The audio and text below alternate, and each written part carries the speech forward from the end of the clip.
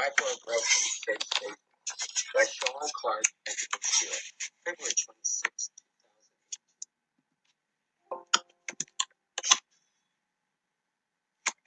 You don't have to be a parent of a college student to have heard about safe spaces and microaggressions.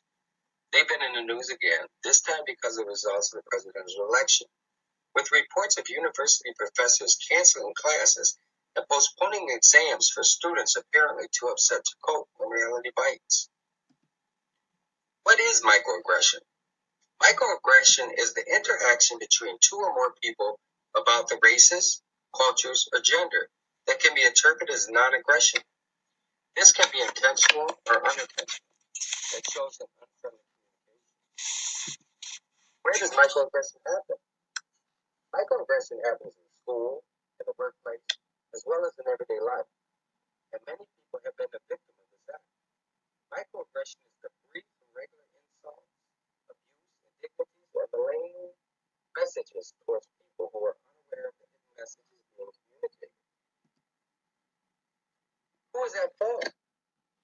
Microaggression can be done intentionally or unintentionally by you or a coworker. It has become more popular in the last few years as used as slights against any socially marginalized group. What do you do when you are a victim or you hear microaggression? If you are a victim, you say something. If you witness it, you can say something. If you're not sure if what you are saying can be considered as a microaggression, think about the words and think about how you would feel if the same thing was said to you. This is a safe place, safe space. These are common in universities, and they're also becoming used more and more often in the work environment, which we intend to use them here. Why are safe spaces important? Safe spaces are important to let you go to a place where you can feel your emotions, have them be displayed without being questioned or looked at funny. Have you ever cried at work or felt like you needed to run and hide? Safe spaces are going to offer that comfort for the employees. 41% of women and 9% of men cry in the workplace. This could be a sign of weakness, and those employees can be taken advantage of by others. Being able to go to a safe space and let it out, it can help you. Safe spaces can even make work safer. Giving yourself a break throughout the day and just sitting and relaxing can help you focus better when actually working. Given that time when you begin to wander and you get off of your work, go to your safe place, take a time out, and then you go back and you find yourself refocused.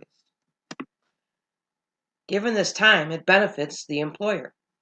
The benefit to us as a company, where there's 90% of workplace injuries being due to human error, and the cost of an injury being $38,000 a person in direct costs. We do not want to be part of those statistics. So our company is saving money on workman's comp issues by allowing you to get away while you're on the clock. So if you find yourself distracted or you're becoming off focus from your work at hand, take a time out. Go to the safe space. Relax. Think it through. Breathe it through. Once you've gotten your thoughts together and you've got everything cleared and you're calm and relaxed, come back to work, refocused, rejuvenated, and ready to go. The results will pay off in the end. So in conclusion, we're going to watch what you say, report who says it, and take time out before it becomes too much for you and for the people around you.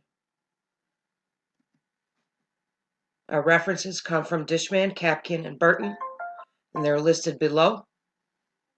Also, this has been our presentation from Sean Cook and Denise Hill on microaggressions and safe spaces in the workplace.